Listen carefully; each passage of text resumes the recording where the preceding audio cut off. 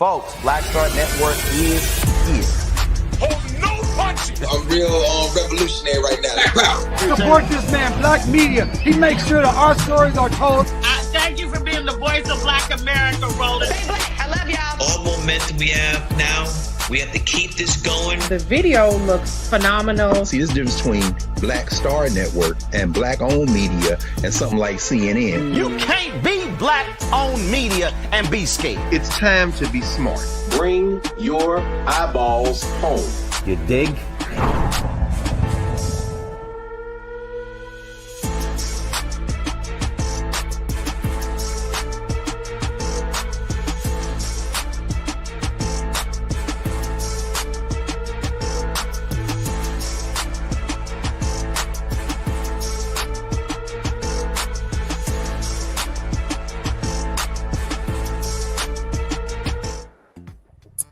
Well, it's Monday, December 29th, 2025. I'm Brittany Noble, sitting in for Roland Martin, and here's what's coming up on Roland Martin Unfiltered, streaming live on the Black Star Network. U.S. airstrikes hit ISIS camps in Nigeria on Christmas Day, and Donald Trump calls it a present. We'll talk to a national security and foreign affairs legal analyst about what's really happening and why we are attacking the African nation. A petition to deport Nicki Minaj has gained traction amid growing backlash. We'll explain what's fueling it. And get this, Head Start programs warn scrub words like Black and women from funding apps or lose cash. Shasti Conrad with the Washington State Democrats and Sarah Hunt Blackwell from the ACLU in Georgia joins us tonight to discuss what all of this means. Plus, with the new year around the corner, it's resolution time. Couples, listen up. A licensed counselor will be here with the couples playbook to help realign your love game. It's time to bring the funk on Roland Martin Unfiltered, streaming live on the Black Star Network. Let's go. He's got it. Whatever the miss, he's on it. Whatever it is, he's got the scoop, the fact, the find. And when it breaks, he's right on time. And it's rolling. Best believe he's knowing. Putting it down from sports to news to politics. With entertainment just for kicks, he's rolling. It's on go, roll, roll, y'all. It's Roland Martin, yeah. Rolling with Roland now. He's funk, he's fresh, he's real, the best. You know he's Roland Martin now.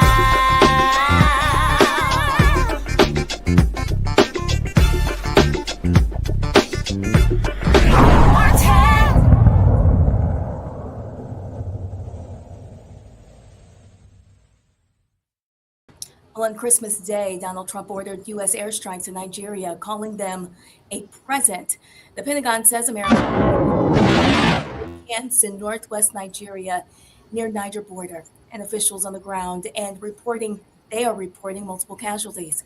Trump is praising the mission as powerful and deadly, framing it as a Christmas gift against what he calls terrorist scum, targeting Christians. But Nigeria's foreign minister is pushing back, stressing this is not a religious war, noting militants in the region have been killing both Muslims and Christians.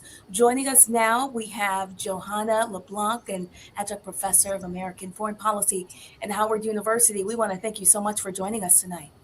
Thank you so much for having me. Absolutely. Could you walk us through what's happening in Nigeria right now? Well, since 2009, we know that more than 50,000 people have died in northern Nigeria by the hands of Boko Haram. And you're talking about both Christians as well as Muslims. So the situation in Nigeria predates the Tinubu administration. And the administration has acknowledged that there is indeed a problem, and they've been trying to address it, and they have not necessarily been successful. And they have welcomed support and assistance from partners such as the United States and other states from around the world to help them fight Boko Haram. But as we know, President Trump said very early on, about a month ago, that if the terrorist attack continues, that he would send troops and gun ablazing. And he did indeed deliver on that promise in Sokoto, Nigeria, which is located in the northern part of Nigeria on Christmas Day. So on Christmas Day, walk us through more about what happened when he came in, quote, guns a-blazing. Well, he didn't quite go in guns a-blazing like he said, but there was a use of force used in Sokoto, Nigeria. And I think it's important for the audience to also understand that this was done in collaboration with the Nigerian government. The Nigerian government immediately put out a press release indicating that this was, again, done in collaboration with their intelligence and their military personnel, along with the Ministry of Defense in Nigeria. So I think it's very important that we understand that this was not a unilateral act done by the Trump administration, but definitely in collaboration with the Tinubu administration. Where the two countries differ is why the killing is happening. The Trump administration contends that it is the killing of Christians, whereas the Nigerian government makes it very clear that it's not just Christians who are being targeted by the insurgency group. It's certainly Christians as well as Muslims, and they're fighting against what the Nigerian government call they're fighting for resources in the region, whereas Mr. Trump characterizes it as a fight Christians being targeted and being killed by ISIS and Boko Haram. The Trump's words, is that making religious tensions worse? Well, what I can tell you is that our American foreign policy is deeply intertwined in our domestic politics. So every time, every decision that the United States government make under this administration internationally, know that it is connected to a domestic policy priority that we're trying to achieve.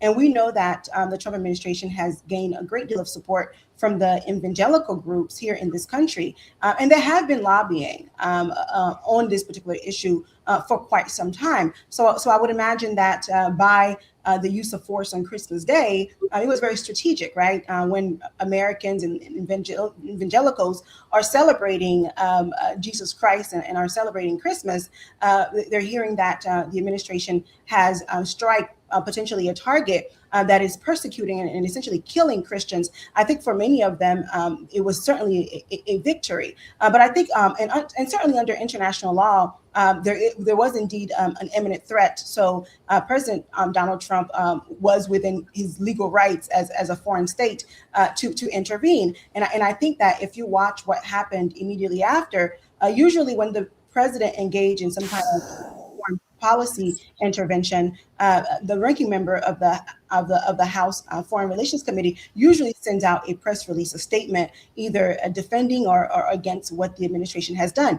What we saw in this case is that we did not see a statement against of this action by the Trump administration from ranking member of the House Foreign Affairs Committee, Jeffrey Meeks, which tells me that they too understand the challenges that have been posed within the region, within the Sokoto region, and another region of Nigeria, in addressing insurgency groups that have committed horrific acts in the region. We're talking about more than 50,000 people have died since 2009.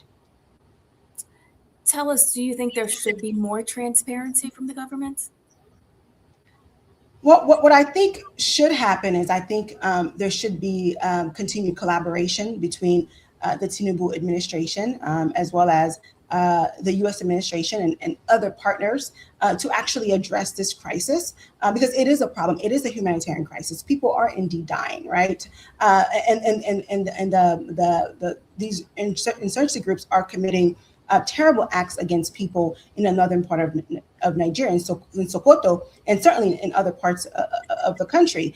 So there should be more collaboration for sure. And I think that when it comes to some of these types of actions, a lot of times the public is not aware of the details, right? It's done between state to state, head of state to head of state, and in many cases, the Ministry of Foreign Affairs, the Ministry of Defense, rather, in these countries, along with our Department of War.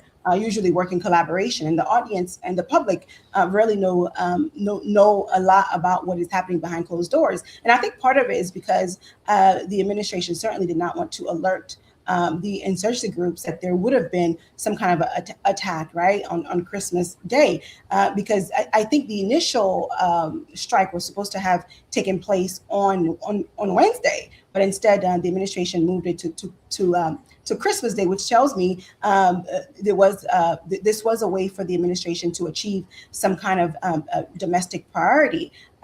Because countries rarely go into other countries and support them just because countries are good. Countries want to see the best, right? Usually there are other incentives and there are other interests, there are other priorities why countries engage with other nations, especially in a situation like this, something that is so nuanced and so complicated and so complex.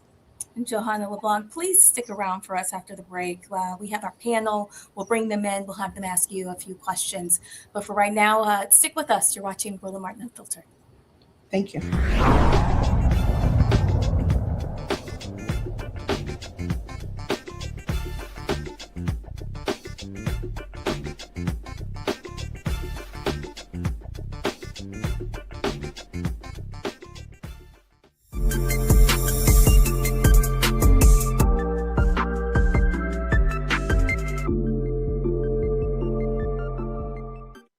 If in this country right now, you have people get up in the morning and the only thing they can think about is how many people they can hurt, and they got the power, that's the time for mourning.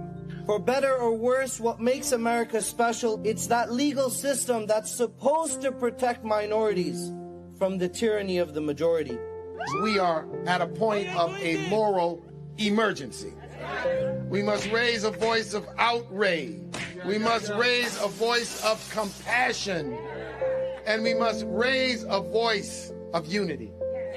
We are not in a crisis of party versus party. We are in a crisis of civilization, a human rights crisis, and a crisis of democracy itself.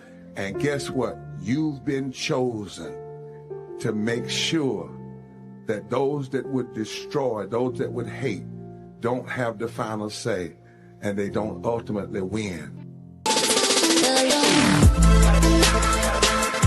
Hey y'all, welcome to The Other Side of Change, only on the Black Star Network and hosted by myself, Bria Baker, and my good sis, Jamira Burley. We are just two millennial women tackling everything at the intersection of politics, gender, and pop culture. And we don't just settle for commentary. This is about solution-driven dialogue to get us to the world as it could be and not just as it is. Watch us on the Black Star Network, so tune in to The Other Side of Change.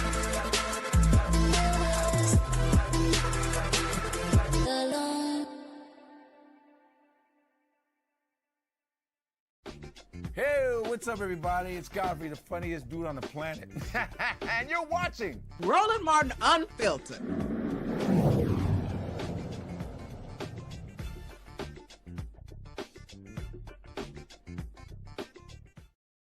Welcome back. We are discussing the Christmas Day attack against Nigeria. I want to bring in the panel for tonight. We have Yolanda Jones, Texas State Representative and lawyer from Houston.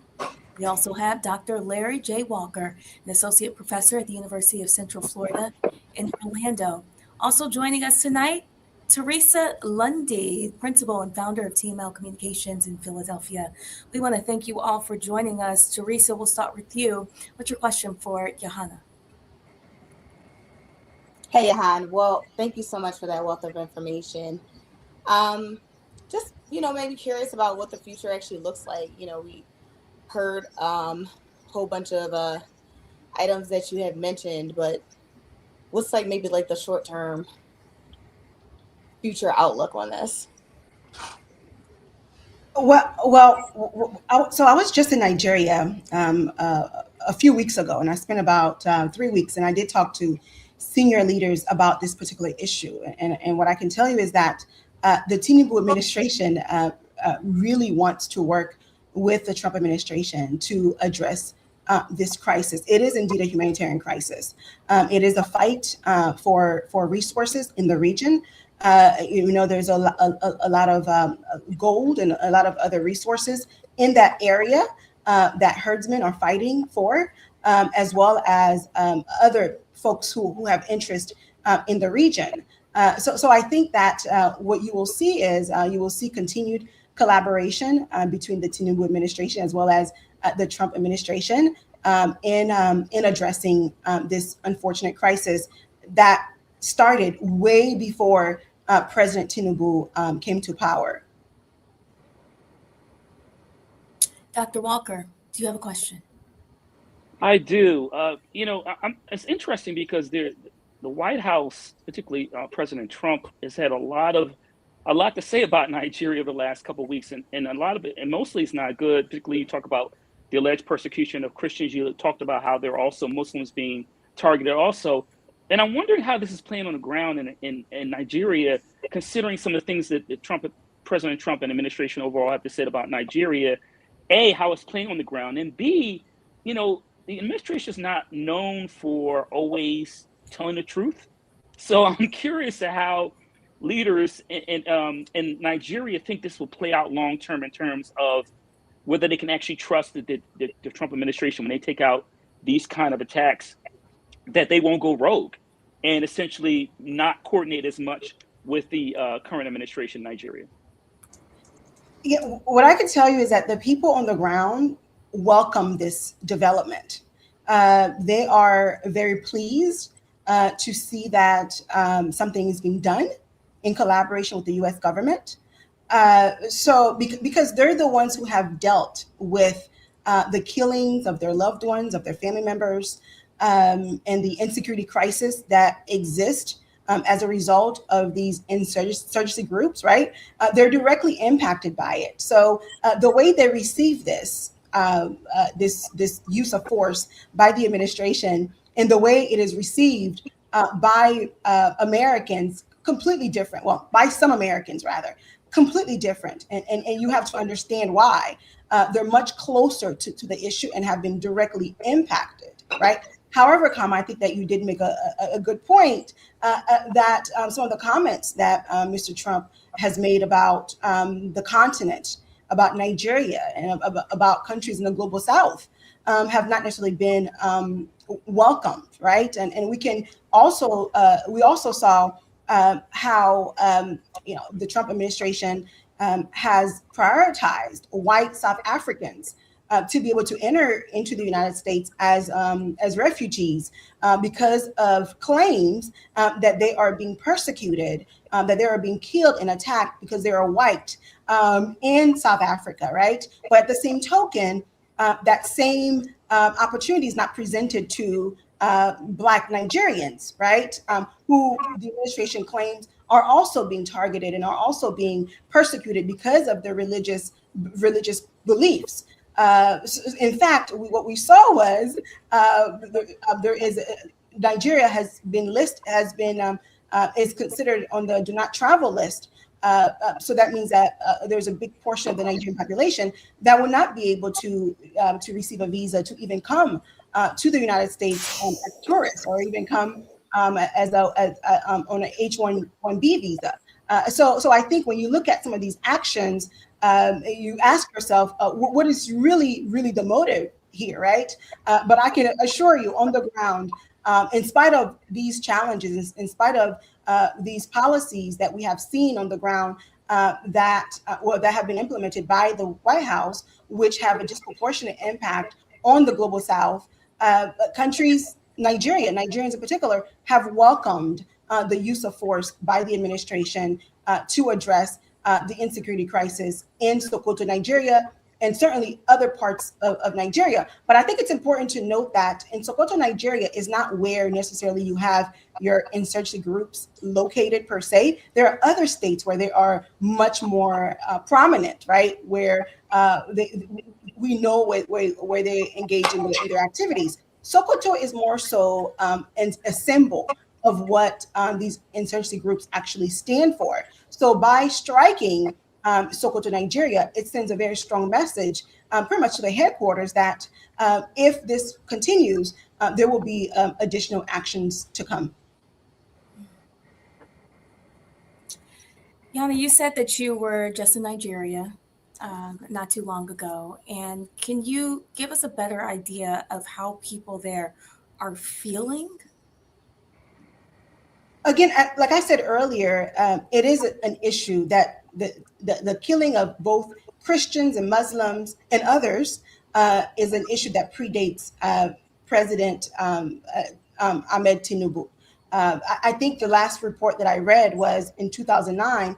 The number was that since 2009, more than 50,000 people have died. So again, there is a dire concern by not just the people of Nigeria, but also the leaders in Nigeria on how to really address this crisis to ensure that all Nigerians, irrespective of your religion, are safe and can live in an environment where they won't be attacked by insurgency groups. But also I think it's important to note that Nigeria has been a friend of the United States for decades now in addressing insurgency in the Sahel region. You're looking at Mali, Niger, and also you have to look at Nigeria, where the strike happened, actually border with Niger, which is a country of great concern for the United States in terms of terrorist activities.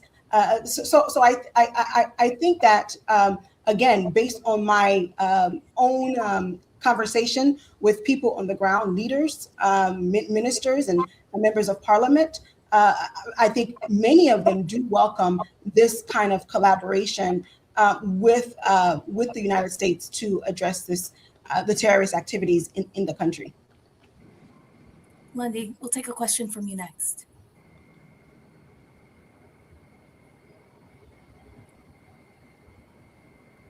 Can you hear me now? I sure can. Okay, so here's my questions. First of all, I have a number of concerns. I have concerns about the U.S. being so quick to use the military to accomplish its worldwide propaganda that we are the strongest nation. And I just wonder, considering what I've listened to now in this discussion about how President Trump literally has blackballed Africa and blackballed Nigeria, including Black Nigerians. I'm curious if this is an effort by Trump to try to get Black support in the U.S., but I'm really struggling with the mischaracterization that it's a Christian versus Muslim thing when it's really not. And are there not? Is the U.S. propaganda machine working in Nigeria to where the people that are on the ground in Nigeria believe that the military is the only answer to what's going on there? Because what I wonder is if we would do more diplomatic and economic solutions with Nigeria and work in collaboration there, then maybe we could help Nigeria locally figure out how to handle the security issues. Yeah, I agree. I agree with you. I think that, well, what we do know is that these terrorist groups, obviously, they are driven by ideology, right? It's an ideology that in many cases you can't destroy. It's hard to destroy an ideology, right? But there are a segment of members of these terrorist groups that have been recruited because of poverty, right? And this is where the economic opportunities come into place, right? So I think that as my co-panelist indicated, that working with the Nigerian government to strengthen trade relations with Nigeria would be a way to actually fight these terrorist groups in the long term, right? So I think the use of force is a short-term way of addressing it, but long-term, there has to be more economic activities taking place in another part of Nigeria so that it makes it less likely for these groups to actually recruit young people to join them. And it's not just Nigeria, by the way, when we talk about these terrorist activities. The whole Sahel region is a huge concern for not just the United States, for the entire world. Because one thing that we do know is that when we don't address these crises head on as a global community, it ends up on our doorsteps. That is a fact. And if we don't quite understand how interconnected that we are, I think if COVID-19 did not really taught us that, I'm not sure when we will ever understand how connected we really are as a human race. We saw one person who was infected in a place called Wuhan, China, a place that many of us had never heard of, led to the collapse of our economies globally, and also led to the killing of countless millions of people in the United States, in Europe, and other parts of the world. So we are interconnected. So we have a duty and obligation to work in collaboration to address some of these dire threats. And these terrorist groups and organizations are indeed threats, not just to the people of Nigeria, not just to the Sahel region, not just to the African continent, but to us here in the United States. It is a threat for us. So working in collaboration with states in good faith, certainly, to address some of these crises through the use of force is certainly one way. But soft power, we've used soft power before. It has not worked, right? But certainly through trade and investments in these areas that have historically been neglected in Nigeria as a way to kind of decrease the number of these groups, and also decrease the number of people who have died through these terrorist organizations. Johanna LeBlanc, Adjunct Professor of American Foreign Policy at Howard University. We want to thank you for joining us tonight and for your expertise. Thank you. Thank you so much for having me. Well, coming up next, we'll talk about a new directive from the U.S. Department of Health and Human Services that has instructed Head Start programs to strip nearly 200 words like Black, female, minority, or trauma from funding applications. Also know that your support for Roland Martin Unfiltered is critical to what we do. You can support us via Cash App using the Stripe code. We'll put that right there, bottom left-hand corner. You can also help us with credit cards. Please use the same thing. PayPal's R Martin Unfiltered, Venmo's RM Unfiltered, Zelle at RolandMartin.com, rolling at RolandMartinUnfiltered.com. If you're old school, please send us a check and a money order payable to Roland Martin Unfiltered, P.O. Box 57196, Washington, D.C. 20037-0196. Our goal is to raise $1 million. We still have time. We're trying to get that done by December 31st, and we really, really appreciate your support. We'll be right back.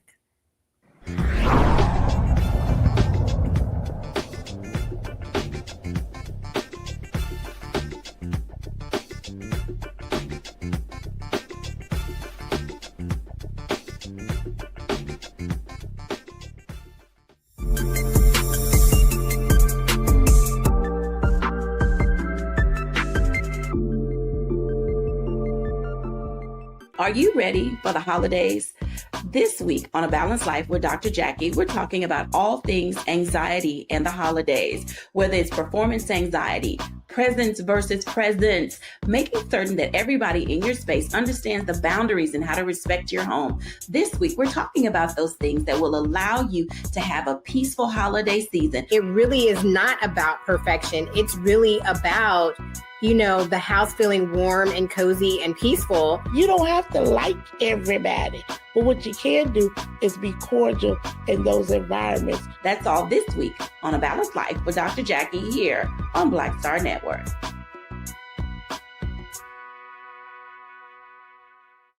They said the quiet part out loud. Black votes are a threat, so they erased them. After the Supreme Court gutted the Voting Rights Act in 2013, Republican legislatures moved fast. New voter ID laws, polling place shutdowns, purges of black voters from the rolls. Trump's Justice Department didn't stop it, they joined in. In 2018, his DOJ backed Ohio's voter purge system, a scheme that disproportionately erased black voters. Their goal, erase black votes and political power. Yeah, that happened. These are the kinds of stories that we cover every day on Roland Martin Unfiltered. Subscribe on YouTube and download the Black Star Network app. Support fact-based independent journalism that centers African Americans and the issues that matter to our community.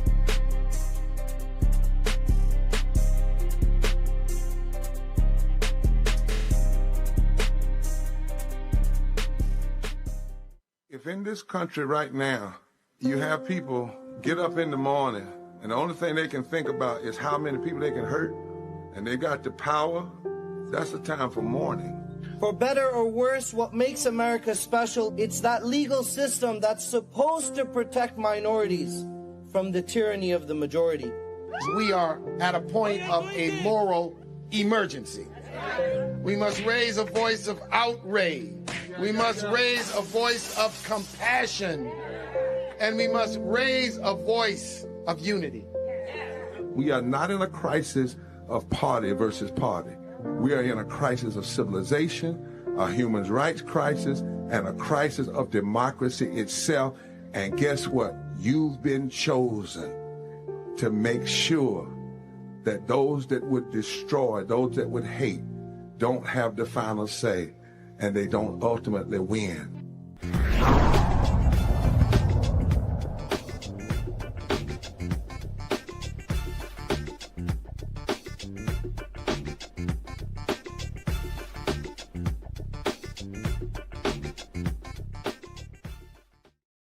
Welcome back.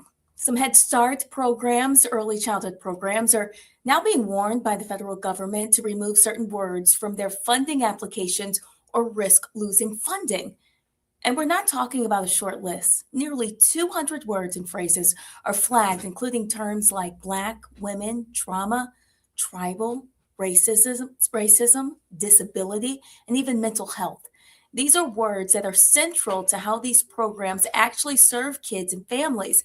Head Start supports about 750,000 low-income infants and preschoolers nationwide, but now programs are being told to describe culturally and linguistically appropriate services without using the very language that makes those services clear and honest.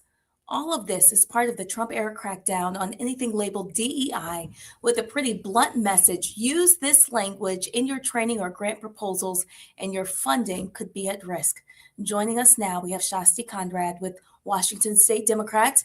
We also have Sarah Hunt from the ACLU in Georgia. Thank you so much for being here tonight. Thank you for having me. Thank you. Shasti, let's start with you. What are your thoughts when you heard about this? Well, I mean, these days in the Trump administration, it's this stuff is shocking, but it shouldn't be, because it is exactly as they have acted, for the decade that we've been dealing with them. They are saying the quiet part out loud, which is that they want to erase all of us. They want to erase, as you listed, tribal communities, Black communities, brown communities. They want to erase all of us. It's part of their program to defund the government, basically, and make it so that all of these programs that have really helped to give so many, particularly marginalized communities, but so many people across this country sort of a leg up and be successful and be a part of this country. They are taking away, the very bedrock of our nation by doing this. And as I read the article, many of these Head Start directors are saying, well, how do we even apply for these grants? How do we get the funding to keep our doors open when you are telling us to not talk about the exact mandate that we have to run these programs? And so it is horrifying, although not surprising from what we've seen from the Trump administration. And Sarah, does this put Head Start in just an impossible situation now?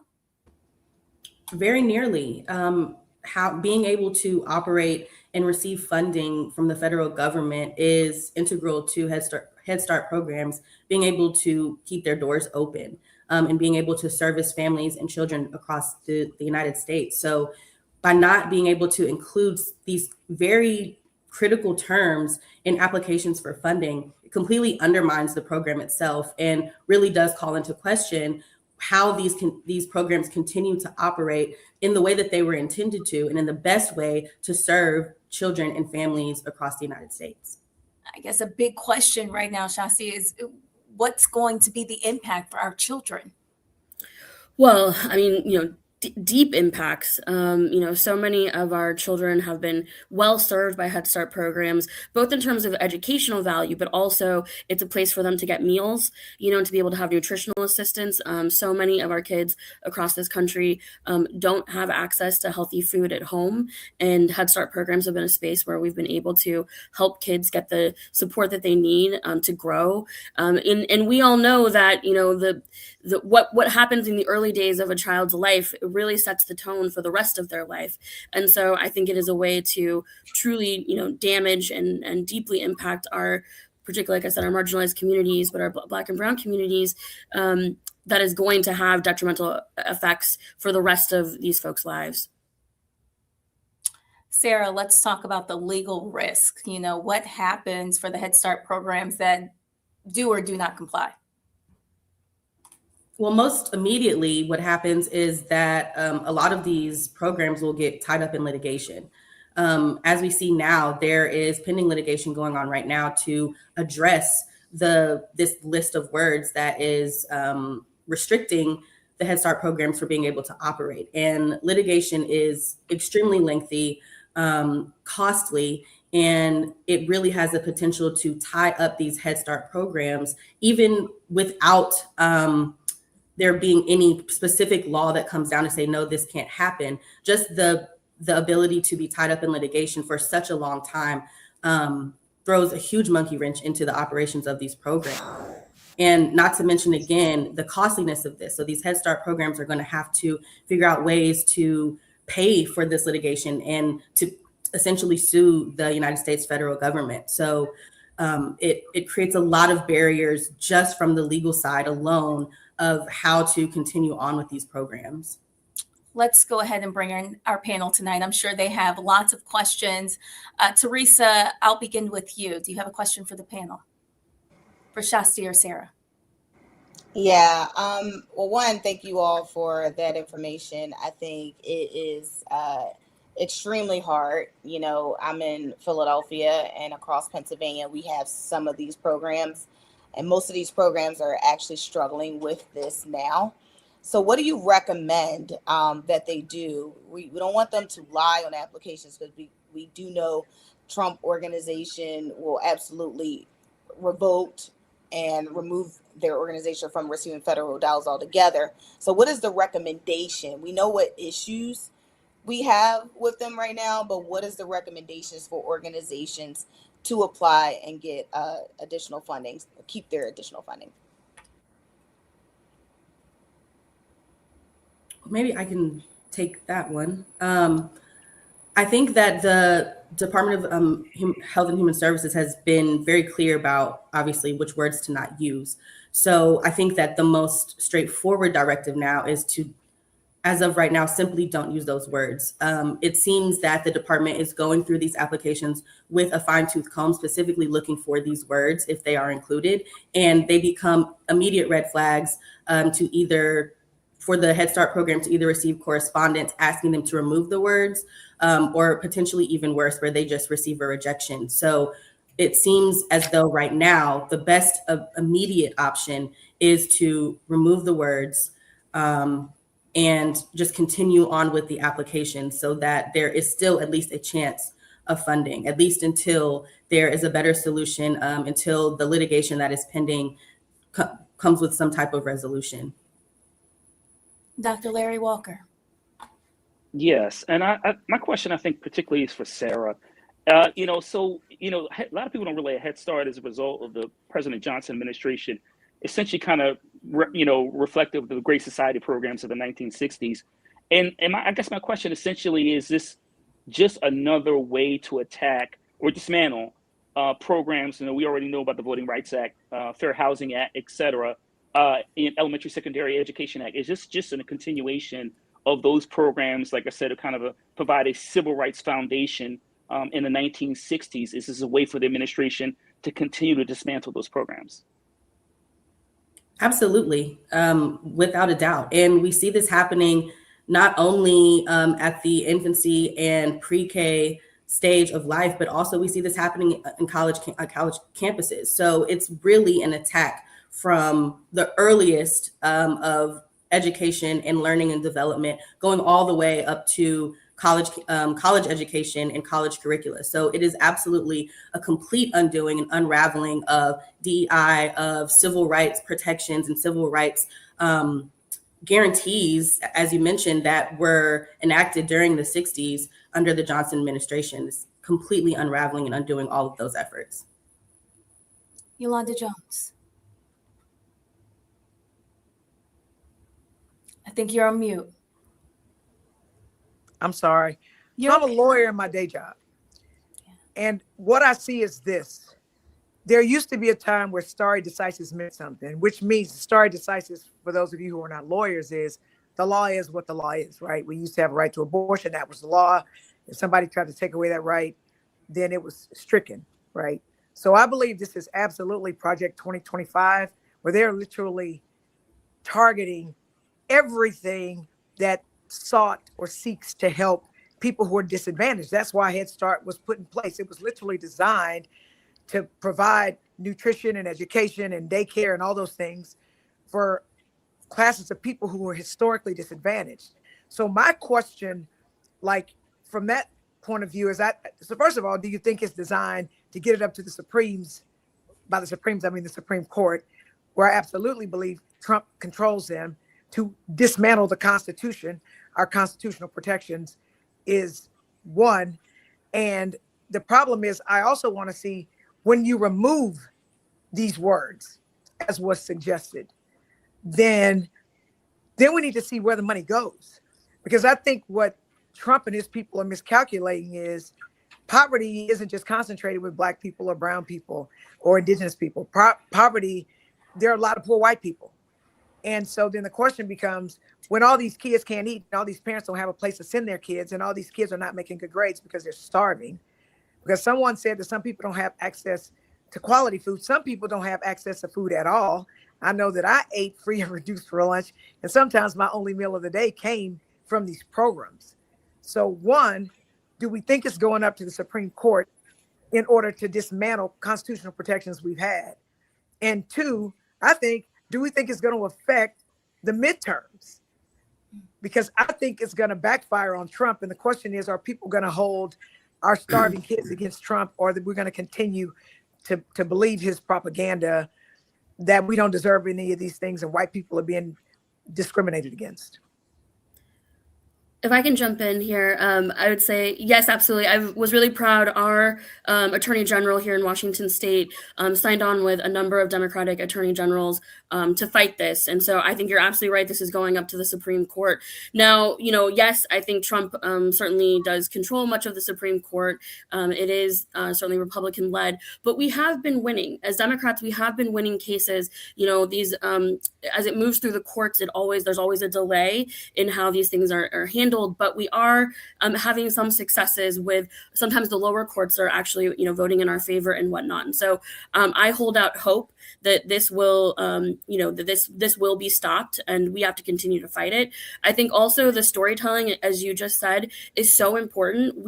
There's so much going on, right? There's so much that the Trump administration and these Republicans are attacking and going against. There's new stories every single day, but we cannot let this get buried. And we can't make it just about, you're right, it can't just be about, Black and brown children. That is certainly a huge, part of the constituency that Head Start supports. But you're right, it is for children across the entire United States that are being impacted by these programs being defunded. And so we have to continue to put our foot on the gas and not slow down.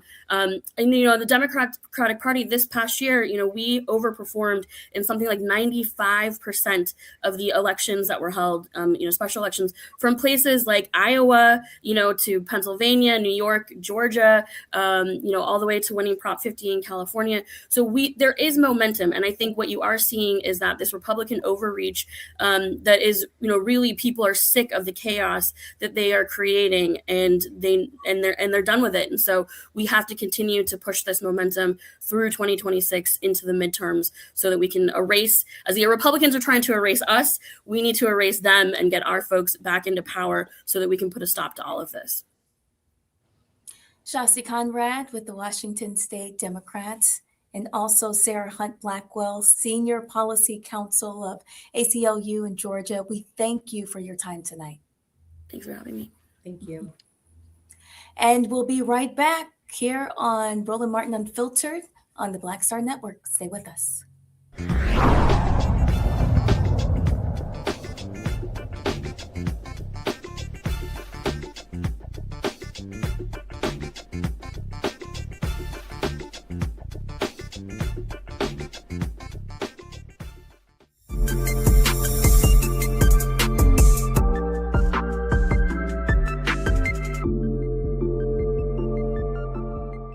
If in this country right now, you have people get up in the morning and the only thing they can think about is how many people they can hurt, and they got the power, that's the time for mourning.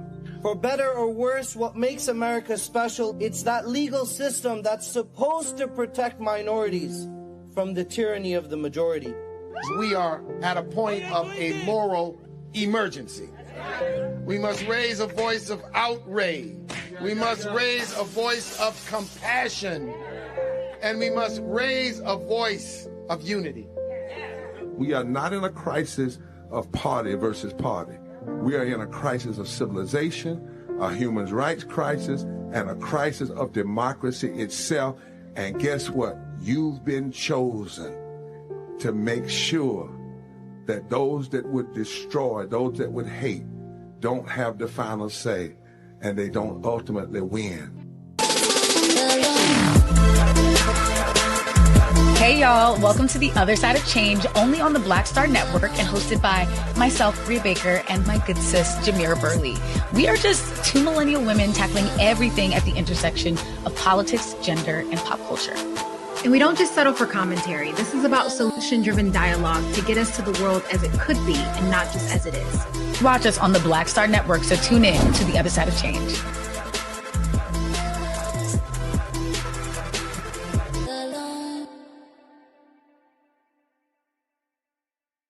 Are you ready for the holidays? This week on A Balanced Life with Dr. Jackie, we're talking about all things anxiety and the holidays, whether it's performance anxiety, presence versus presence, making certain that everybody in your space understands the boundaries and how to respect your home. This week, we're talking about those things that will allow you to have a peaceful holiday season. It really is not about perfection. It's really about, you know, the house feeling warm and cozy and peaceful. You don't have to like everybody, but what you can do is be cordial in those environments. That's all this week on A Balanced Life with Dr. Jackie here on Black Star Network.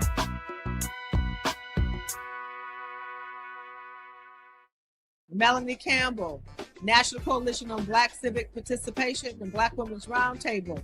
And we are watching Roland Martin Unfiltered all day, every day, 24/7. Spread the word.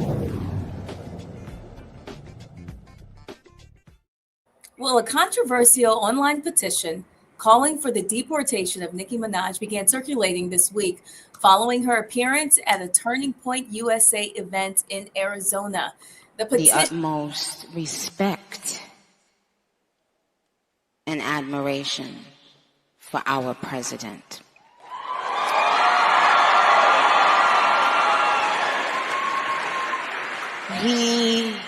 He has, I don't know if he even knows this, but he's given so many people hope that there's a chance to beat the bad guys and to win and to do it with your head held high and your integrity intact. He's from Queens, New York, like me. So, but what it's shown me personally is sometimes, you know, even in the worst feeling times in your life, you think that you're never going to come back from it. But you do. And our president shows that. He's been through every single thing a person could be through publicly. Having to constantly be lied on. It's not really that funny. Until you are in that person's shoes that's being lied on, you'll never understand what it feels like. That person is a human being. They have a family who has to read those lies. And that's not, and it's just not fair. Well, the petition to have her deported has gathered nearly 51,500 signatures at last check, and it calls out her behavior, including that she has harassed members of the Carter family, claims. Also, supporters argue that deporting Minaj to Trinidad would protect the public and, quote, send a clear message against harassment and support of criminal activity, and it will not be tolerated here in the United States. I would like to bring in the panel so they can discuss this. Yolanda Jones, let's start with you. What are your thoughts when you hear Nicki Minaj on stage? So first of all, I don't take Nicki Minaj seriously when she talks about her expertise. The first word she used that triggered me when it was related to Trump is integrity. The man has no integrity. So how the hell you think that Trump has integrity? I'm not listening to anything else you say, right? And don't tell me that we should feel sorry for a billionaire who has had every advantage, who's a white man, who hates everything that we are, and you are specifically. And oh, while we're at it, Charlie Kirk didn't like you either. And to literally try to make him into some kind of hero, like, unacceptable.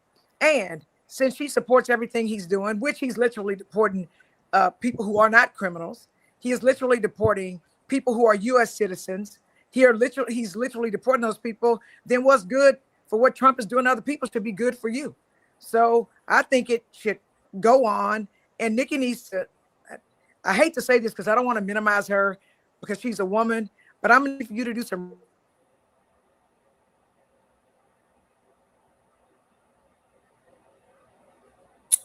Oh, I think we lost you there for a second. What was that last thing you said?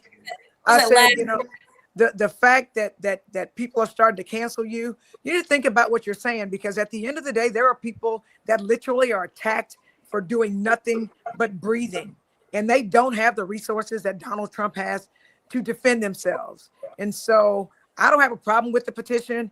You started it, Nicki Minaj, so maybe you are going FAFO.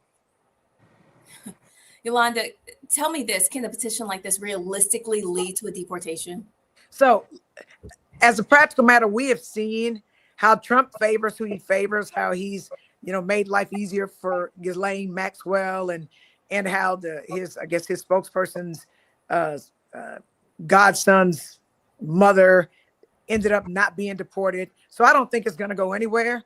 But what I hope it shows to entertainers who literally have no clue what's going on, but who want to get in on it because they're trying to get likes or whatever, that you need to think long, you need to think hard about serious topics before you opine on them, because we see how uninformed and how flat out dumb you are.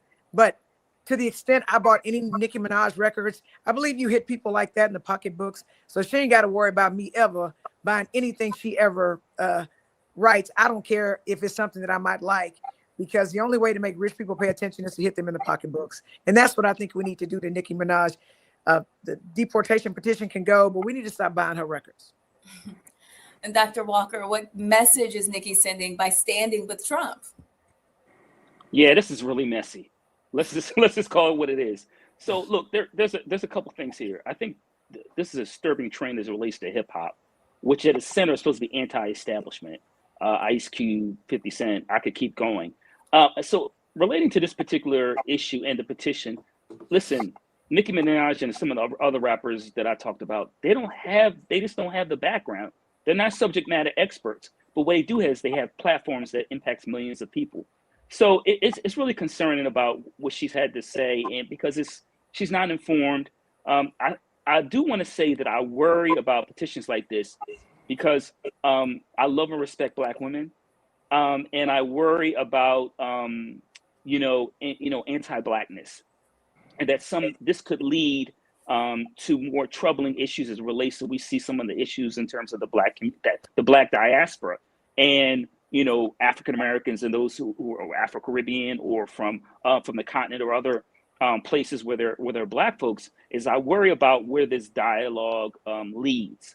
So, but obviously she's not qualified to have this conversation and offer an opinion.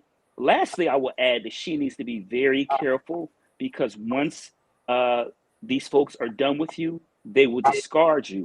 And she's vulnerable as someone who's a green card holder. She needs to be very careful. And Teresa, how do you feel? Do you feel like celebrities like Nicki should be called out when they align with power that consistently works against us? Absolutely. I think Nicki Minaj is also a part of the loud crowd of needing something from the White House. We know she has some personal matters, either from her husband or for herself, that needs to be taken care of financially.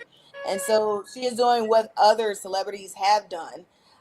Those who, didn't just stick to what we all know them for, great music, great artistry, but it comes to the point when they delve over into politics with not a full understanding of what it really means to those who don't make what they make in that tax bracket, to those who are missing funding and real opportunity that they've been blessed with. So it's always interesting when celebrities want to all of a sudden make a 180 over to the other side without actually knowing some of the crucial conversations that are happening in neighborhoods and communities that actually support either what they're doing in their mission or their music. So Nicki Minaj being canceled, I'm not surprised. Coming from a communications background, it is I would have probably done the same thing and delete the account because when the internet is undefeated, it's undefeated. But I think Nicki Minaj and her team also knew when they took that grand stage with Erica Kirk what the message was really going to send. So good luck to her, and I can't wait to watch. Well, coming up, a Chicago mayor defends not signing the city's budget plan. We'll talk about how professional teams worth millions steal from taxpayers to build new stadiums. And later in the show, licensed professional counselor walks us through the Couples Playbook, a tool to help couples get back on track for 2026. Folks, we need your support to continue doing what we do. You can support us via Cash App using the Stripe code in the bottom left-hand corner. There you have it. You can also help us with your credit card. Use the same thing. PayPal's R Martin Unfiltered, Venmo's RM Unfiltered, Zelle at roland@smartin.com, Roland at rolandmartinunfiltered.com. If you're old school, please send us a check or a money order. You can pay it to Roland Martin Unfiltered, P.O. Box 57196. That's in Washington, D.C., 20037-0196. Our goal is to raise $1 million by December 31st. You can help us make that happen. We certainly need your support. You are watching Roland Martin Unfiltered on the Black Star Network. We'll be right back.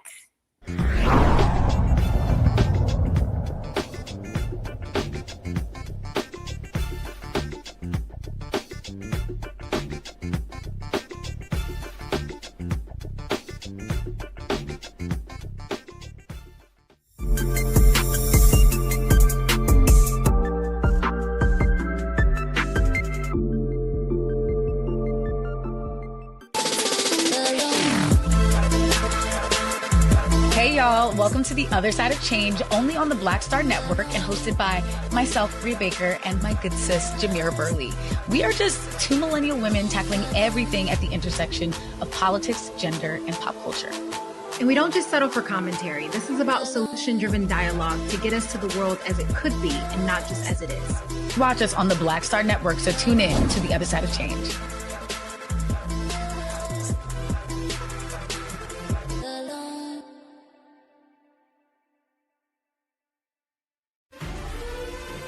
Violent white supremacy is, quote, the most persistent and lethal threat in the homeland. The greatest terrorist threat to the homeland is the homegrown violence stream, including hate crime committed on behalf of some kind of white supremacist ideology. They are coming after everything in Black America. MAGA and Donald Trump are specifically targeting Black America. They are going after the money. Attack Black Lives Matter. Attack critical race theory, attack woke, DEI. MAGA wants to defund Black America. This is a perfect example of their desire to completely degrade and de-emphasize Black people.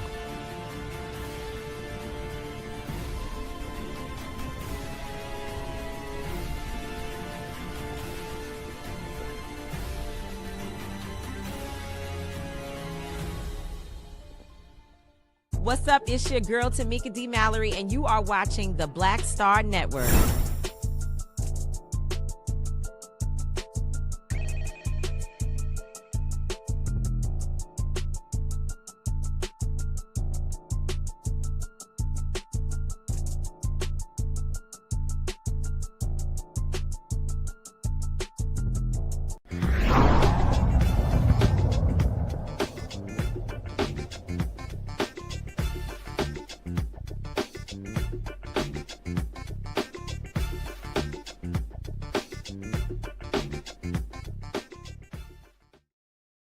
Welcome back. In Chicago, the city council went around Mayor Brandon Johnson and passed its own $16.6 billion budget and revenue plan. The plan, it ditches Johnson's idea for a corporate head tax on large employers. Instead, it relies on expanded video gambling, higher fees, and other revenue sources to close a roughly $1.1 billion budget gap. Well, Johnson says he won't veto the plan, which avoids a government shutdown, but he won't sign it either. He's letting the budget become law without his signature and calls the outcome a win. It was just a few days ago that you called the proposal that was approved morally bankrupt. Now you're saying it's a win. If you believe it's morally bankrupt, how can it be a win? Well, the reason why it's a win, so let's just parse apart what I actually said. I said that there was one component of what they were proposing was morally bankrupt. Because it is immoral to send debt collectors after working people and poor people at a time in which Donald Trump is attacking poor people. That's depravity. The win, we can speak to the win. So thank you for giving me another opportunity to talk about what we won.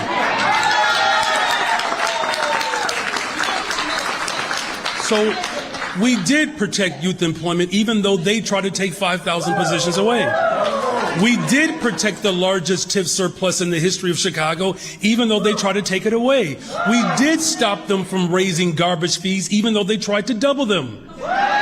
The last I checked, my clear lines were, do not raise the garbage fees, do not collect grocery taxes, and do not raise property taxes, and invest in young people, invest in affordable housing, and invest in mental health. Those are all wins. And you can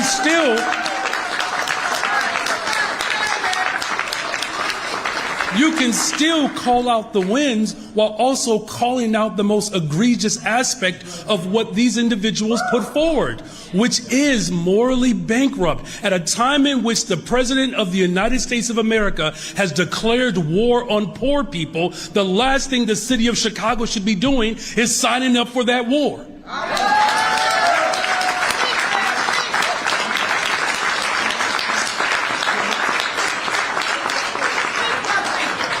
Okay, so if you have all of these wins and you did build in a safeguard with the executive order regarding medical debt, then why not just go ahead and sign the budget?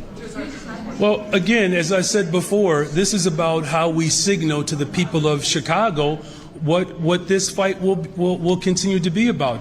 Look,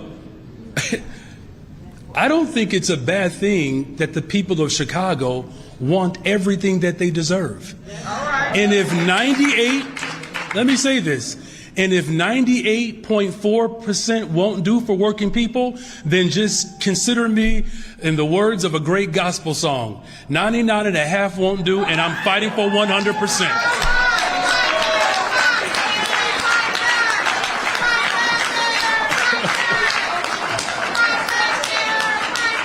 That's a shout out to Hezekiah Walker. So if you're just wondering, you have to go Google it.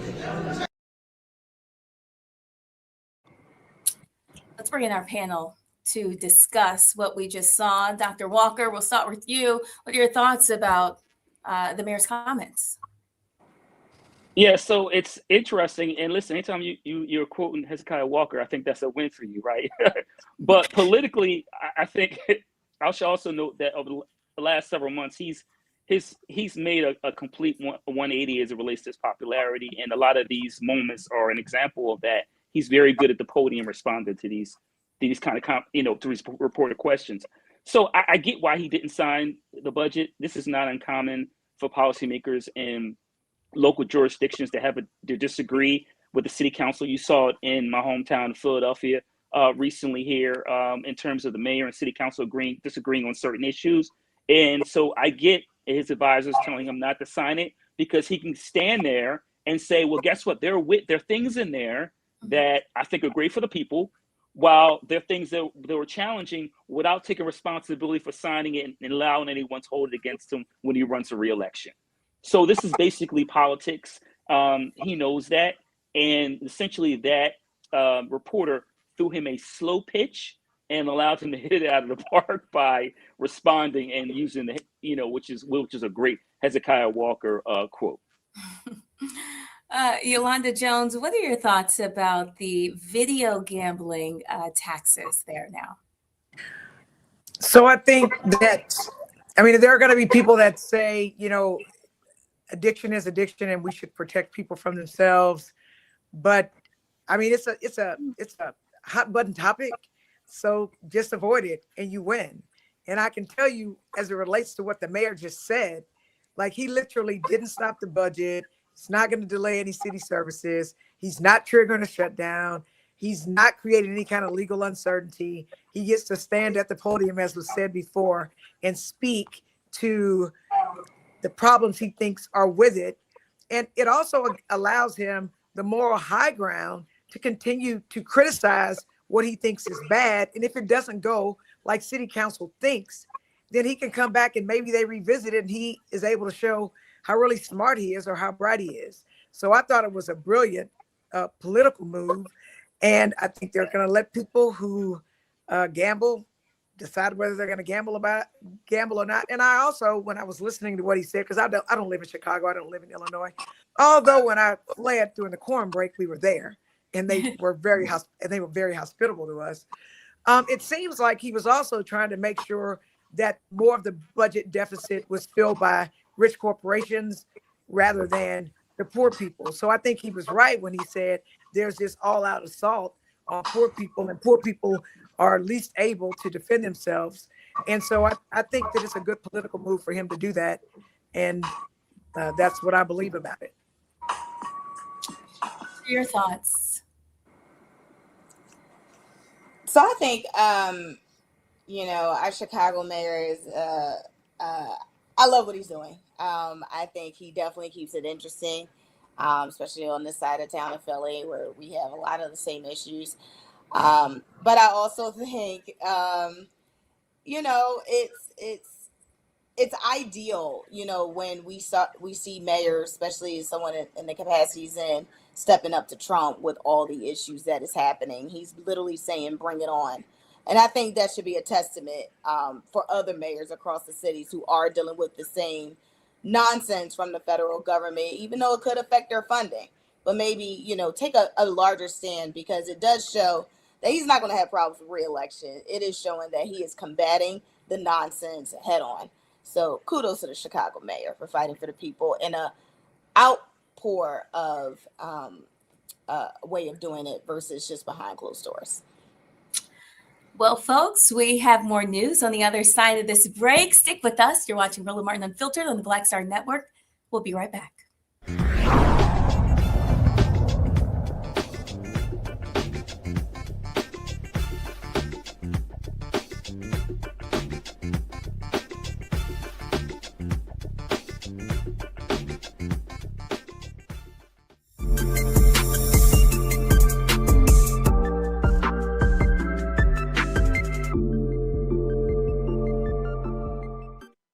If in this country right now, you have people get up in the morning and the only thing they can think about is how many people they can hurt, and they got the power, that's the time for mourning.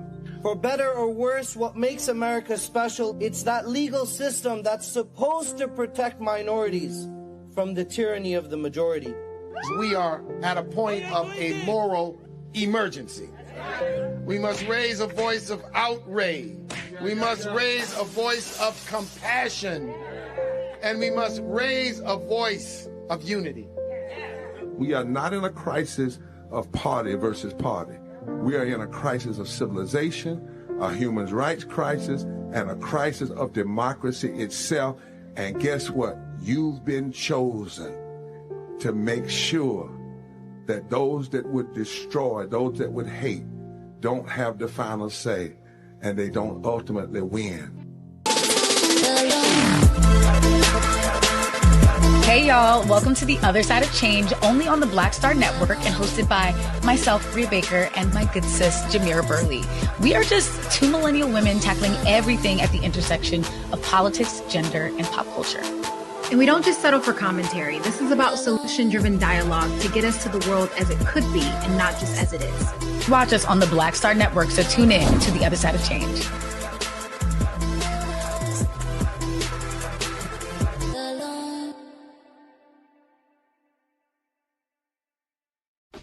Hey, what's up, everybody? It's Godfrey, the funniest dude on the planet. And you're watching Roland Martin Unfiltered.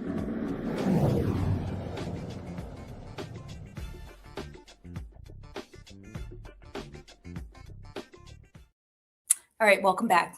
The Kansas City Chiefs are moving from Missouri to Kansas. Get this. This relocation comes with the construction of a new $3 billion stadium with taxpayers responsible for about 60% of the cost, despite the team's owners having a net worth of nearly $25 billion. This move is not an isolated incident. It reflects a growing trend of billionaire sports team owners relying on public funds to build facilities that primarily benefit them, while local communities end up covering the expenses. And the dark side of sports stadiums, Robert Reich critically examines this issue, questioning why public money continues to be allocated to privately owned teams. Billionaires have found one more way to funnel our tax dollars into their bank accounts: sports stadiums. And if we don't play ball, they'll take our favorite teams away. Ever notice how there never seems to be enough money to build public infrastructure like mass transit lines and better schools? And yet, when a multi-billion-dollar sports team demands a new stadium, our local governments are happy to oblige. A good example of this billionaire boondoggle is the host of the 2023 Super Bowl, State Farm Stadium. That's where the Arizona Cardinals have played since 2006. It was built after billionaire team owner Michael Bidwill and his family spent years hinting that they would move the Cards out of Arizona if the team didn't get a new stadium. Their blitz eventually worked, with Arizona taxpayers and the city of Glendale paying over 2/3 of the $455 million construction tab. And State Farm Stadium is not unique. It's part of a well-established playbook. Here's how stadiums stick the public with the bill. Step number 1, billionaire buys a sports team. Just about every NFL franchise owner has a net worth of over $1 billion, except for the Green Bay Packers, who are publicly owned by 500,000 cheeseheads. Go, Pack, go! The same goes for many franchise owners in other sports. Their fortunes don't just help them buy teams, but also gives them clout, which they cash in when they want to get a great deal on new digs for their team. Step number 2, billionaire pressures local government. Since 1990, franchises in major North American sports leagues have intercepted upwards of $30 billion worth of taxpayer funds from state and local governments to build stadiums. And the funding itself is just the beginning of these sweetheart deals. Sports teams often get big property tax breaks and reimbursements on operating expenses, like utilities and security on game days. Most deals also let the owners keep the revenue from naming rights, luxury box seats, and concessions, like the Atlanta Braves' $150 hamburger. Even worse, these deals often put taxpayers on the hook for stadium maintenance and repairs. We taxpayers are essentially paying for the homes of our favorite sports teams, but we don't really own those homes. We don't get to rent them out, and we still have to buy expensive tickets to visit them. Whenever these billionaire owners try to sell us on a shiny new stadium, they claim It will spur economic growth from which we all benefit. But numerous studies have shown that this is false. As a University of Chicago economist aptly put it, if you want to inject money into the local economy, it would be better to drop it from a helicopter than invest it in a new ballpark. But what makes sports teams special is they're one of the few realms of collective identity we have left. Billionaires prey on the love that millions of fans have for their favorite teams. This brings us to the final step in the playbook: threaten to move the team. Obscenely rich owners threaten to, or actually do, rip teams out of their communities if they don't get the subsidies they demand. Just look at the Seattle Supersonics. Starbucks founder Howard Schultz owned the NBA franchise, but failed to secure public funding to build a new stadium. So the coffee magnate sold the team to another wealthy businessman who moved it to Oklahoma. Now that'll leave a bitter taste in your mouth. The most egregious part of how the system currently works is that every dollar we spend building stadiums is a dollar we aren't using for mass transit, hospitals, housing, or schools. We're underfunding public necessities in order to funnel money to billionaires for something they could feasibly afford. So instead of spending billions on extravagant stadiums, we should be investing taxpayer money in things that improve the lives of everyone, not just the bottom lines of profitable sports teams and their owners. Because when it comes to stadium deals, the only winners are billionaires. Let's bring the panel in so they can discuss this topic. Let's see. We'll start with Yolanda Jones. I see you moving over there. What are your thoughts? I mean, should taxpayers be responsible for, 60% of the stadium? I don't think taxpayers should be responsible for any percent of the stadiums, one. Two, I was on city council, and we invest in these sports teams. And as he said, the billionaires get the money, and we can't even afford to go to the games. It doesn't make any sense to me. But let me also tell you the benefit, for example, in Houston.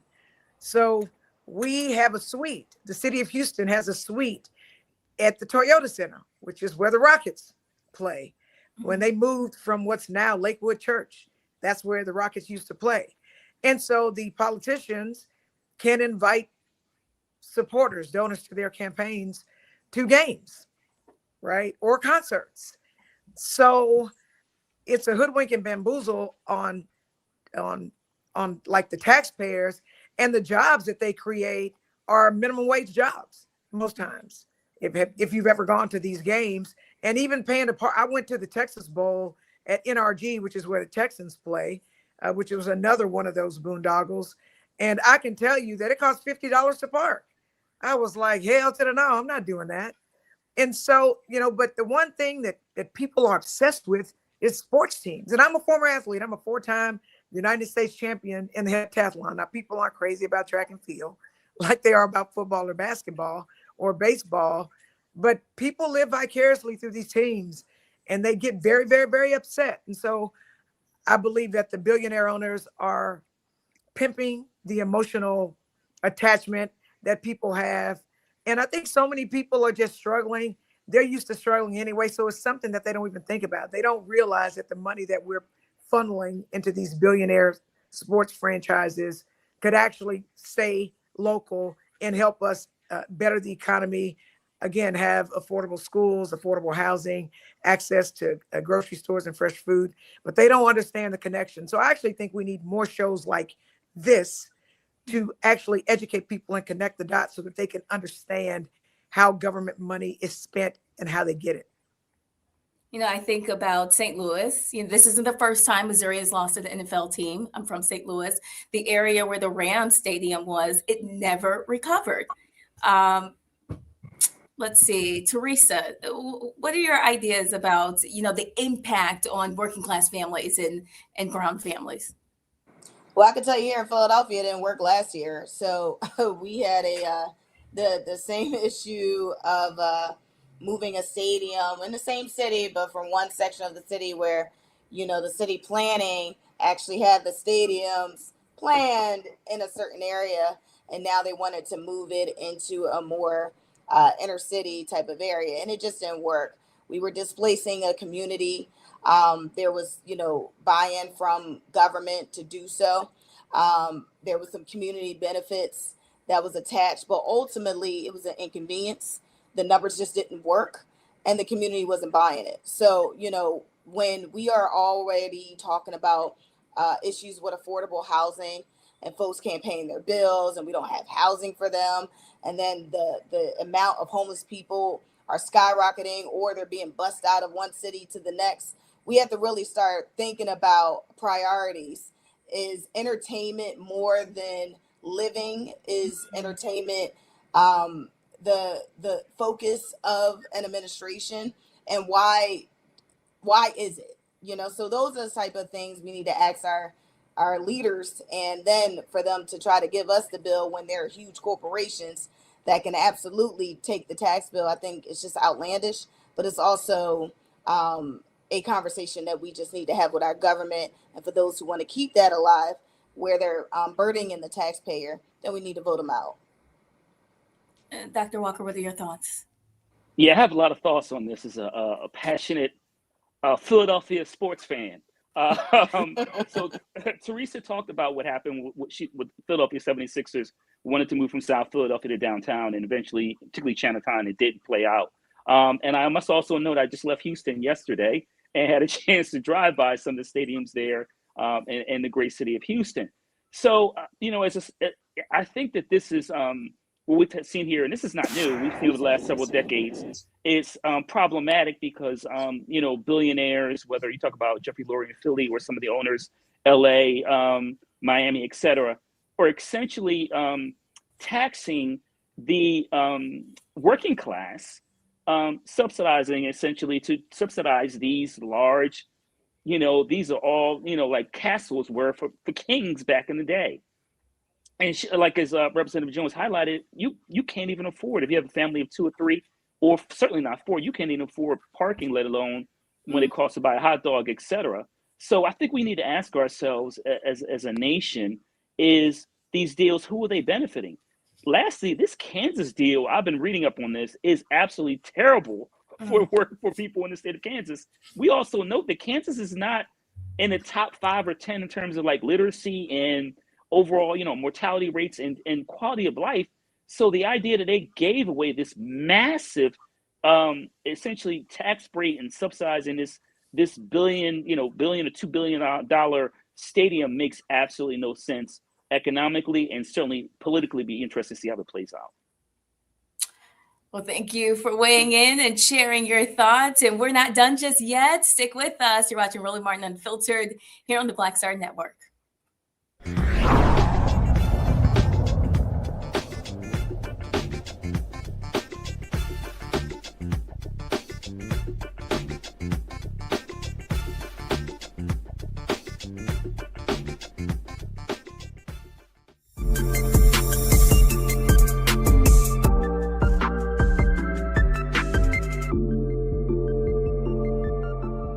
Coming up on the next Black Table, a conversation with Professor Howard W. French on his new book, Born in Blackness, covering 600 years of global African history and helping us understand how the world we know today is a gift from Black people.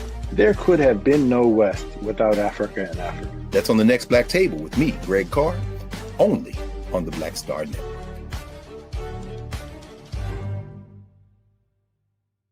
If in this country right now, you have people get up in the morning and the only thing they can think about is how many people they can hurt, and they got the power, that's the time for mourning. For better or worse, what makes America special, it's that legal system that's supposed to protect minorities from the tyranny of the majority.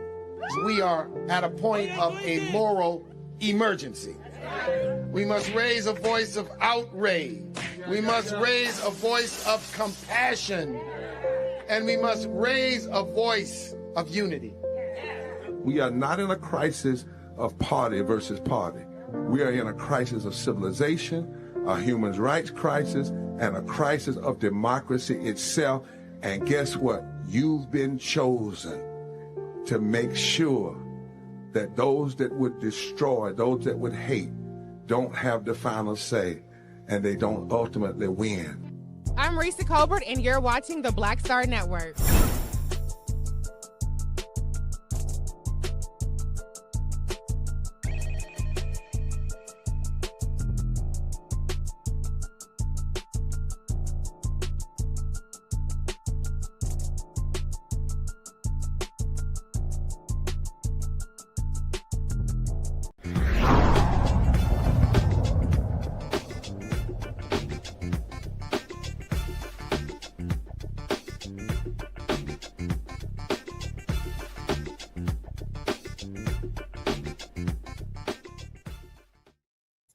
Well, it's that time of year where we all sit down and write out our New Year's resolutions.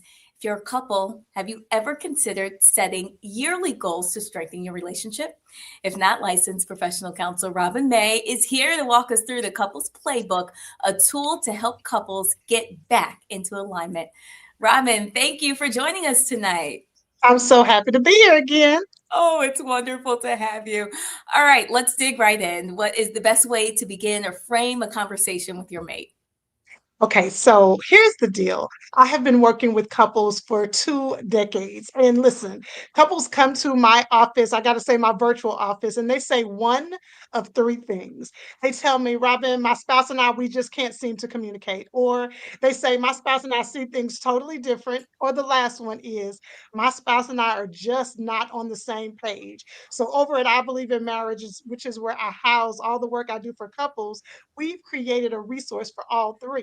And the Couples Playbook answers the question of, or the reality of, we are not just on the same page.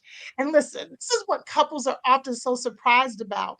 If you don't strategically stop, slow down, and set intention to get on the same page, you're not going to be. And so, how you start the conversation is by speaking to what we ultimately want. And most of us, when we say I do, when we stand at the altar on the beach or wherever we are, our intention is to stay together forever. So if you keep that top of mind and you come to your spouse and say, hey, I want to make sure, here's a secret, jot this down. I want to make sure that I can help you win. I know you want to help me win. Let's sit down and plan how we can win together. That's good. Tell us why good intentions just are not enough to sustain a healthy marriage. Yeah, I love that question because again, most of the people I work with, I'm biased, but most of the couples I work with are really good people. They have the best intention. But imagine this. I showed up at my I do with my husband, he and I have been married 23 years. I showed up at my I do with all of my expectations of marriage, all of my childhood experiences, all of my moments from when I was 10, 15, 20. And I said, when I get married, I'm not going to do this and I'm going to do that. He showed up with the same thing. The way I like to tell couples is, in my suitcase, I had my lingerie and all of my issues. In his suitcase, he had whatever men wear if it's not lingerie and all of his issues. And when you don't stop and identify how are we going to bridge the gap, let me tell you what happens. And this is not you and your spouse and not any different from other spouses. So I want to normalize this. What happens is that you have your expectations and you have your experiences. And when your expectations are too far from your experiences, a gap occurs. What gets filled in that gap? Anger, frustration, disappointment, sometimes resentment. So even though you had the best intention, if I don't identify all the dreams and ideas I had, and you don't identify all the dreams and ideas you had, and we don't create a shared understanding, then those intentions are going to always fall short.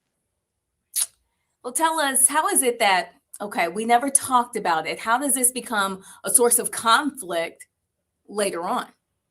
Okay, so what's interesting about that question is my husband and I, again, we've been married 23 years, we've been together 30 years. And how the Couples Playbook even came to be is that I was talking with friends and I would casually say things like, yeah, when Lee and I were doing our strategic plan, because that's what the Couples Playbook is. It's simply helping couples create a strategic plan for their marriage. And so I would talk to couples of friends and just casually say, yeah, we were doing our strategic plan.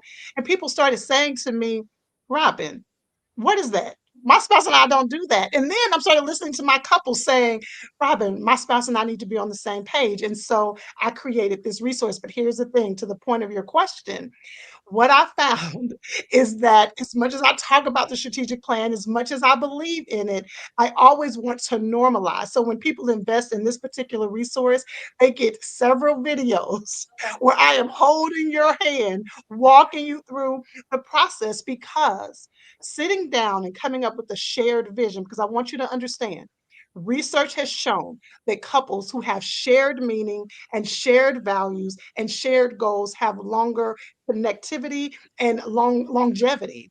And so when you sit down and do that, it's going to require compromise. It's going to require me letting go of this or you letting go of that. So of course, conflict can come with that.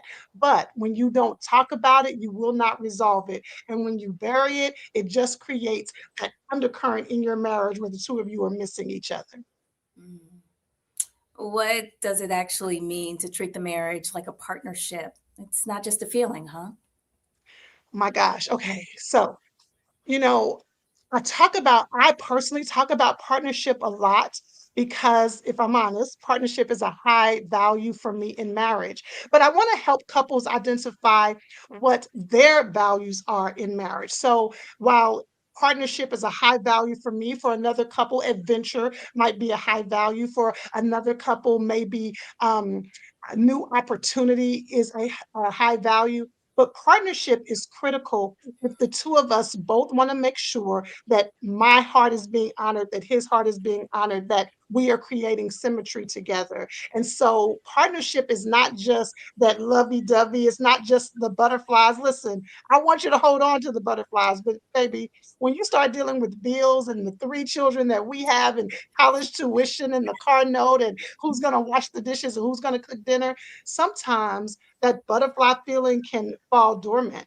But when we have understood that we are building something bigger than ourselves, that we are creating legacy, there are children who are watching us, who we are impacting them, that is when we began to recognize that this partnership means more than just what I'm feeling. I might not be feeling you today, but I'm committed to the partnership. Wow. And so when problems do arise, it's important for us to reset before they escalate. Yeah, yeah. So let's talk a little bit about what that really looks like, okay? Because couples often come to me when the marriage is already on fire. Any couple that I've worked with has heard me give them this analogy. I tell them often when you show up on my virtual couch, the house is on fire. And I am coming in as a firefighter, trying to put the fire out. But hear this, follow this analogy with me. I understand that before there was a fire, before the house got on fire, there were some little things that were going on in the home. Maybe somebody needed to wash the dishes, and maybe the house needed to be dusted. Maybe we needed to vacuum. I don't want to minimize again, follow the analogy. I don't want to minimize the fact that there are dishes in the sink or that somebody didn't vacuum or somebody didn't dust. But by the time you come to me, I have to help put the fire out. And so what we do when we don't pay attention to those little bitty things, again, this fire occurs. And so what we have to do is find a way to regulate, to bring the tensions down, because when you don't address the things, if you've been married longer than 15 minutes, you understand when you don't address the thing, it becomes a bigger thing. I want to normalize this for some people because this is what I hear from women all the time. Robin, I'm the one who can tell when something is going on. I'm the one who is seeking resources. I'm the one who's trying to find the help. And what I often tell my ladies and fellas, don't get mad if you're the one saying it. This is just on average what happens with me. What I tell women is this: listen, I understand that it takes 2 to make a marriage work, but you might just be the one who can get the party started toward a healthy direction. And that is by identifying those little bitty foxes, the little bitty things, the little bitty nuances that are building up to this bigger situation. That's good.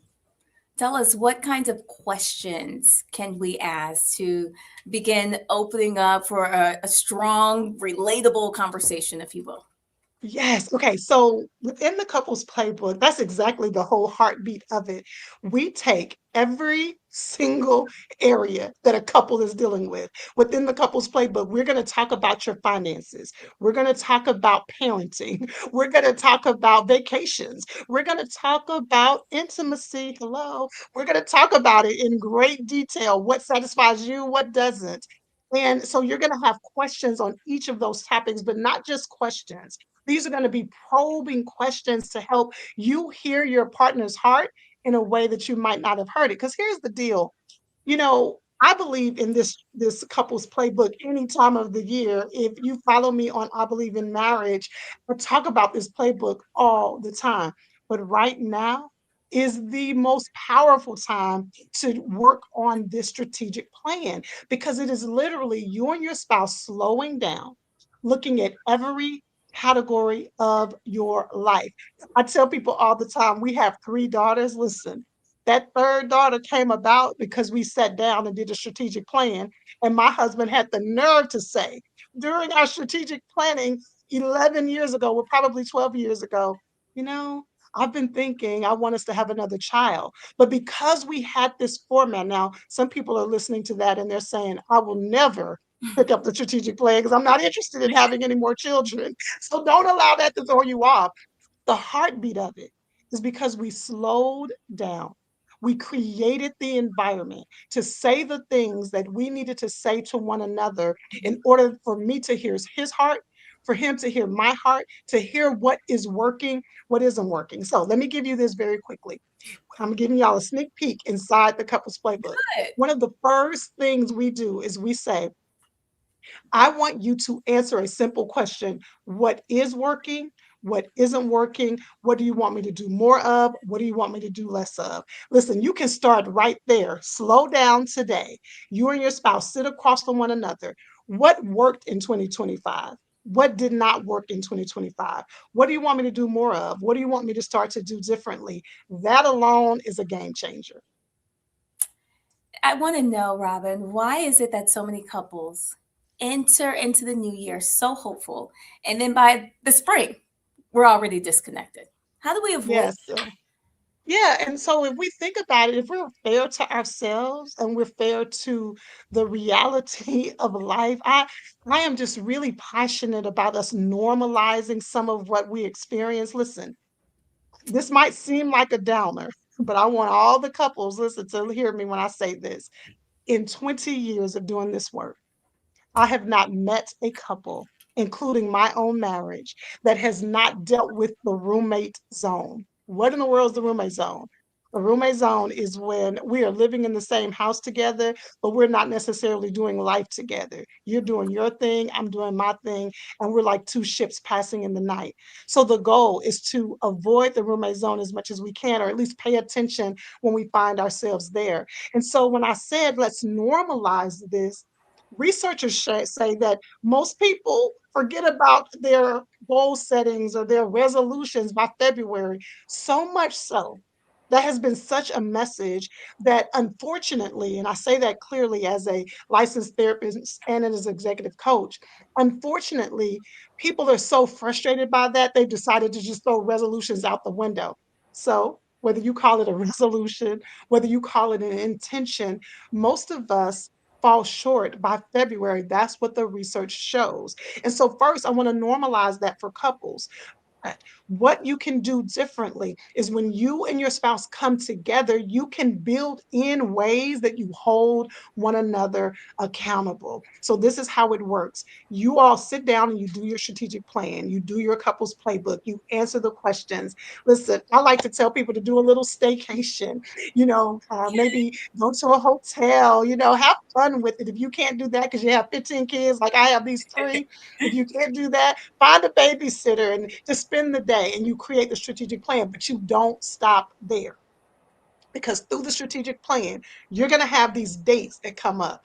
These dates of we want to save this amount of money by this month, or we want to do this many dates by March, or we want to make sure that our child is enrolled in this program by April. So you don't just do the strategic plan, you pull out the calendar and you put these goals on your calendar and you don't stop there. Listen, y'all, this is a boot camp right now. You don't stop there. You then assign the responsibility to one of you to say, okay, you're going to hold us accountable to this one, and I'm going to hold us accountable to this one, so that we're carrying this reality together. Robin, what are some of the biggest assumptions that couples make about being on the same page? Yeah, remember I talked about when couples show up into my office, one of the things they say, one of the three things is my spouse and I, we are just not on the same page. And one of the assumptions, there are really two assumptions, but one of them is that love is enough. Because I love you and you love me, that we are just going to be connected. And that's simply not the case. Love is amazing. Love is necessary, but love alone, the emotion of love alone, does not get us on the same page. And the other assumption that we make about being on the same page, I talked about that a little bit before. We assume that our values are aligned. Hear me.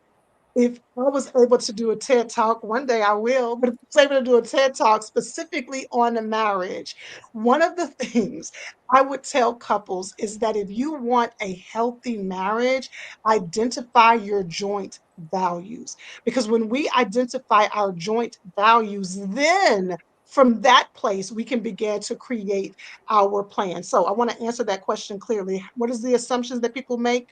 One, that because we love each other, we're going to be on the same page. Two, that we have the same values. And here's the third one. People assume that being on the same page just happens. Listen, can I give you all a little picture of my reality?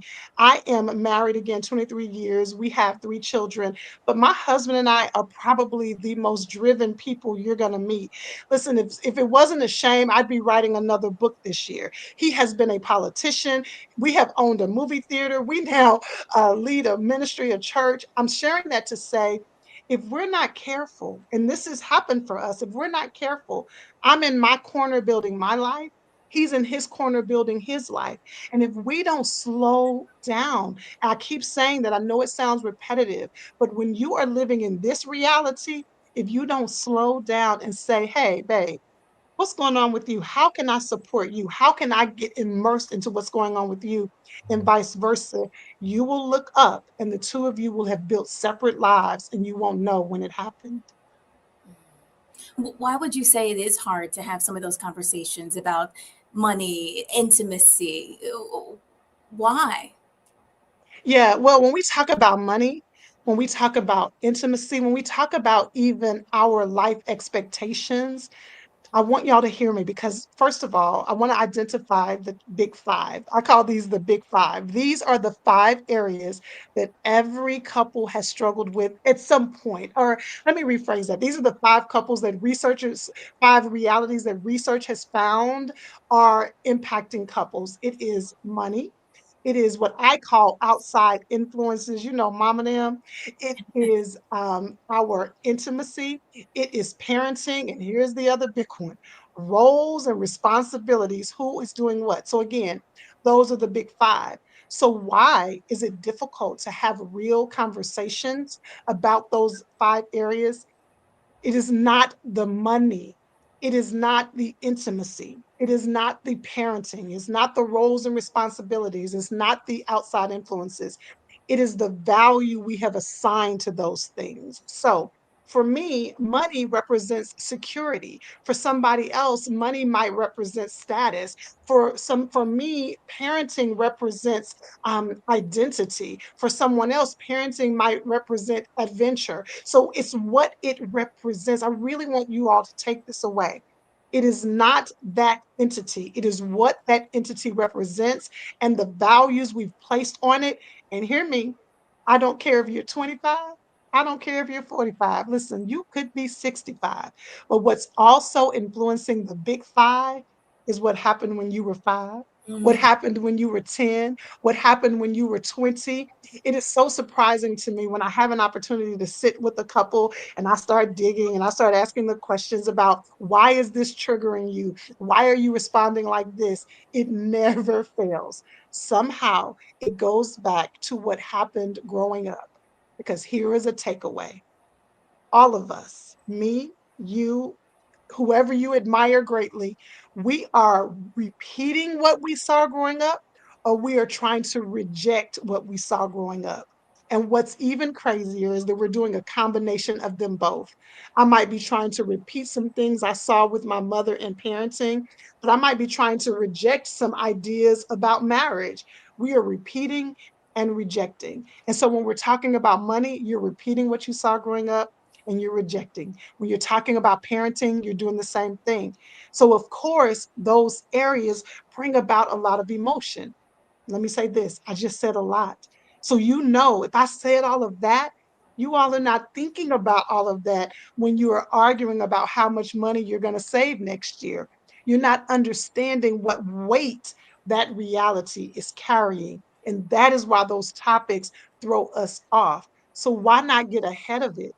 Slow down, get on one accord so that you can build a life together.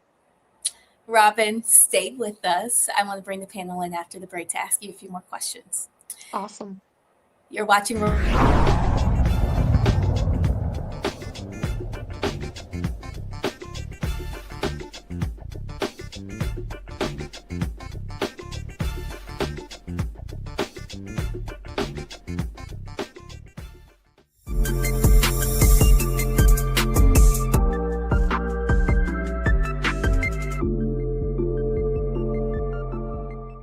If in this country right now, you have people get up in the morning and the only thing they can think about is how many people they can hurt, and they got the power, that's the time for mourning. For better or worse, what makes America special, it's that legal system that's supposed to protect minorities from the tyranny of the majority. We are at a point of a moral emergency. We must raise a voice of outrage. We must raise a voice of compassion. And we must raise a voice of unity. We are not in a crisis of party versus party. We are in a crisis of civilization, a human rights crisis, and a crisis of democracy itself. And guess what? You've been chosen to make sure that those that would destroy, those that would hate, don't have the final say, and they don't ultimately win. Hey y'all, welcome to The Other Side of Change, only on the Black Star Network and hosted by myself, Rhea Baker, and my good sis, Jamira Burley. We are just two millennial women tackling everything at the intersection of politics, gender, and pop culture. And we don't just settle for commentary. This is about solution-driven dialogue to get us to the world as it could be and not just as it is. Watch us on the Black Star Network, so tune in to The Other Side of Change.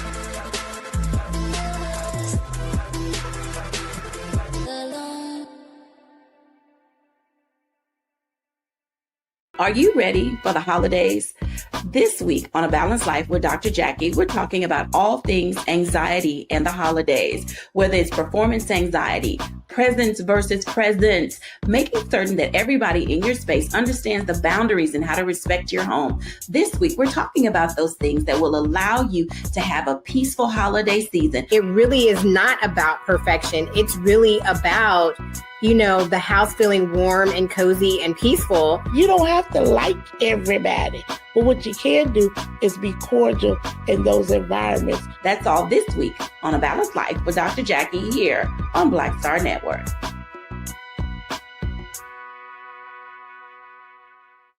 Melanie Campbell, National Coalition on Black Civic Participation and Black Women's Roundtable. And we are watching Roland Martin Unfiltered all day, every day, 24/7. Spread the word. Welcome back. We've been talking to licensed professional counselor Robin May about how couples can realign and set their goals for 2026. Tonight, I want to bring in our panel, and Yolanda, we'll start with you. Do you have any questions for Robin? Well, I'm single. you was divorced. I mean, I listened. I think what you said made sense. And all I'll say is this: some things you just don't think about before you get married. Like you presume y'all think about raising kids the same, right? And I didn't find out till I had a whole baby that he didn't believe in watching the baby till he was old enough to play basketball with the baby, which meant that when my son was getting up in the middle of the night and I literally was sleep deprived, he wasn't going to get up with him. So I think there are a lot of things that we just think people on the same page as us with because we love them. And then we find out that all those little things that we literally didn't take time to talk about are going to be the demise of the marriage. You know, it's so interesting that you made that point because, first of all, we don't want to shame or blame anybody about the realities that just come up when you have two whole human beings doing life together. What's interesting is I talk about the fact my husband Lee and I have been married 23 years. We've been together 30 years. That means we have grown up together, basically. There are times that, particularly when we go out to dinner with other couples or just around other couples, we'll get to talking and it never fails. My husband says something. I remember recently we were with some couples. He started talking about the fact that he used to wrestle. I always say to him, "It's so nice to meet you, sir, because I've known you 30 years. I never knew you used to wrestle." So I mention that because that's just the reality. So here's the thing. The couples playbook, the goal of this is to help get us on the same page as in many areas as we can. Because let's imagine there are 10 different categories, which I think it is in the playbook. There are 10 different categories. If we can get on the same page on at least 7 of them, that gives us a fighting chance to really build a life together. Dr. Walker, do you have a question for Robin? Yeah, I do. Robin, you talk about, marriage, obviously, and you mentioned children. What about, what do you do? What do you we tell empty nesters? I mean, that's a transition that in society we don't talk about enough. So could you talk about those couples that they become empty nesters and then your life shifts again? Dr. Larry, let me tell you, it is so interesting that you asked that because I have had in the last 2 years such an uptick on couples coming to see me specifically because they are trying to find themselves again after their children have left the home. I want to share this very quickly. It's interesting. When I was going through premarital, now let me tell the story about how we went through premarital twice. He is probably watching this saying, "Why do you have to tell this story about how he called off the wedding first time we went through premarital?" But when we went through premarital the second time, our premarital therapist told us this. She said, "The two of you are what would be described as a traditional couple. You all have similar values.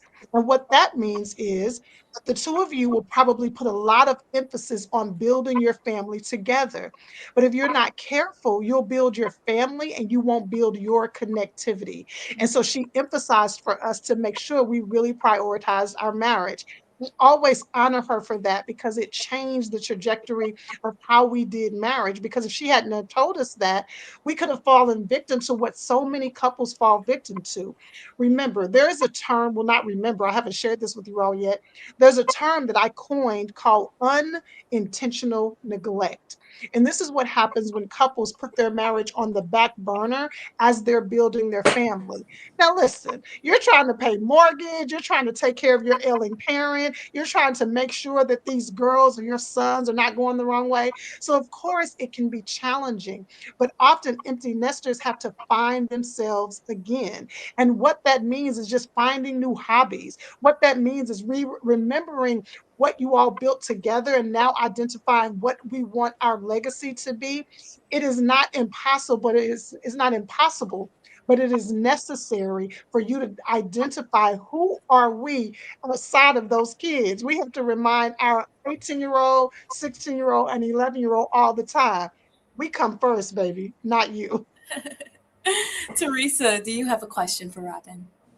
I do. Robin, thank you so much. I am unmarried, single. So I was definitely listening to the points. And I think one of the things is I need you to reiterate, the course.